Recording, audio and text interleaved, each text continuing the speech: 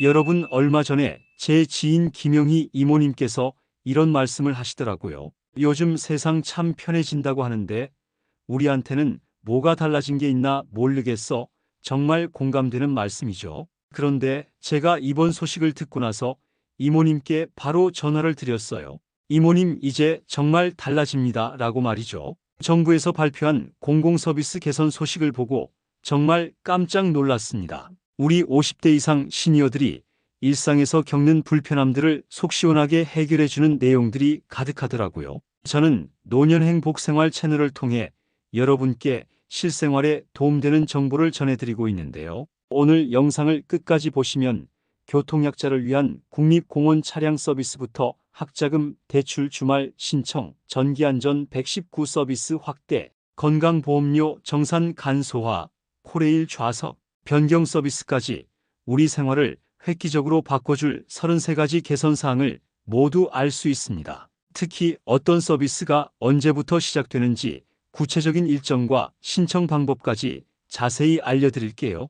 이번 공공서비스 개선안은 정말 우리 같은 시니어들 입장에서 생각해서 만든 것 같아요. 사회적 배려 확대, 생활편의 제고, 서류 절차 간소화, 교통편의 여가 증진, 공공데이터 개방까지 5개 분야에서 총 33건의 개선사항이 나왔는데요. 하나하나 살펴보면 정말 이런 것까지 생각해줬구나 싶은 내용들이 많습니다. 먼저 우리가 가장 관심 있어 할 사회적 배려 확대 부분부터 말씀드릴게요. 국립공원에 교통약자 차량 서비스가 도입됩니다. 8개 국립공원의 17개 명소에서 휠체어나 거동이 불편한 분들을 위한 특별 차량을 운행한다고 해요. 지금까지 다리가 아픈데 산에 어떻게 가나 고민하셨던 분들에게는 정말 반가운 소식이죠. 제 지인 박 아저씨도 무릎이 안 좋아서 설악산 구경을 포기하고 계셨는데 이제는 걱정 없이 다녀올 수 있겠어요.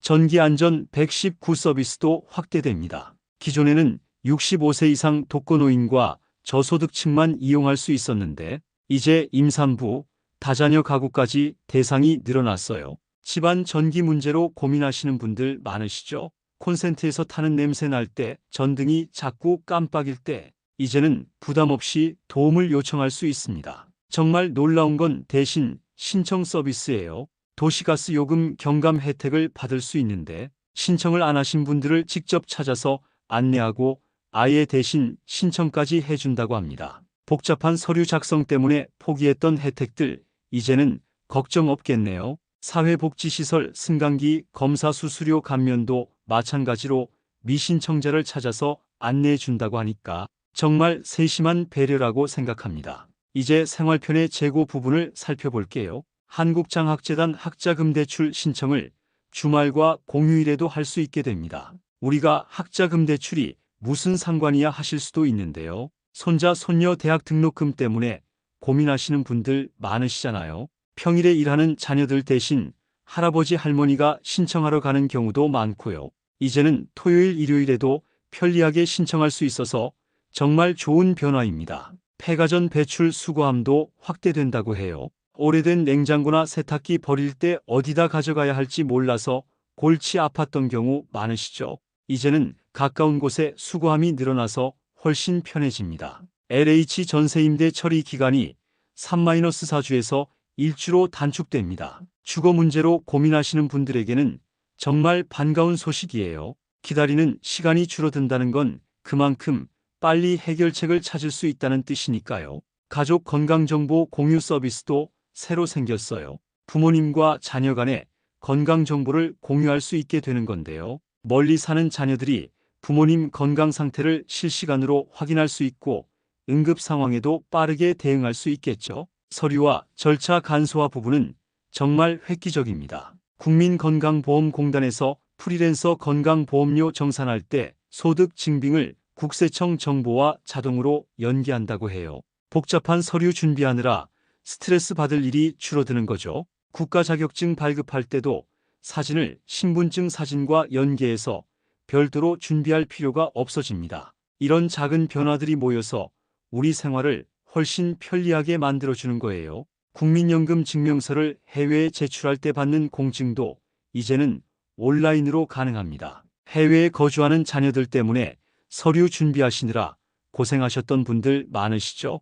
이제는 집에서도 처리할 수 있어요. 건설 기초 안전 교육 이수증도 모바일로 발급받을 수 있게 됩니다. 아직 일을 하시는 분들이나 새로 일자리를 구하시는 분들에게 도움이 될 거예요. 교통 편의와 여가 증진 부분도 눈에 띄는 개선 사항들이 많습니다. 국립공원의 휴식 공간인 피크닉 존이 확대됩니다. 가족들과 함께 소풍 가기 좋은 장소가 늘어나는 거죠. 손자, 손녀들과 함께 즐거운 시간을 보낼 수 있는 공간이 많아진다니 정말 좋은 소식입니다. 인천공항과 김포공항 출국장 대기 시간 정보를 네이버 같은 플랫폼에서 실시간으로 볼 수 있게 됩니다. 해외여행 가실 때 공항에서 얼마나 기다려야 하는지 미리 알 수 있어서 일정 계획 세우기가 훨씬 쉬워지겠어요. 코레일 기차 탑승 후에 직접 좌석을 변경할 수 있는 서비스도 생깁니다. 창가 자리로 바꾸고 싶거나 좀 더 조용한 곳으로 옮기고 싶을 때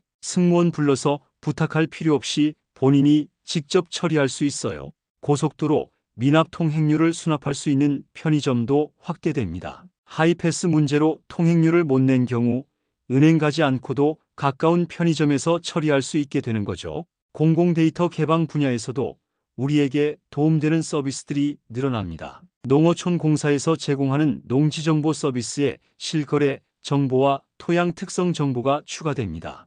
귀농이나 전원 생활을 꿈꾸시는 분들에게는 정말 유용한 정보가 되겠어요. 식품 기업 정보를 담은 디지털 식품 산업 지도도 구축됩니다. 1만 4천여 개 식품 기업 정보를 한눈에 볼 수 있게 되는데요. 건강한 먹거리에 관심 많으신 분들에게 도움이 될 것 같아요.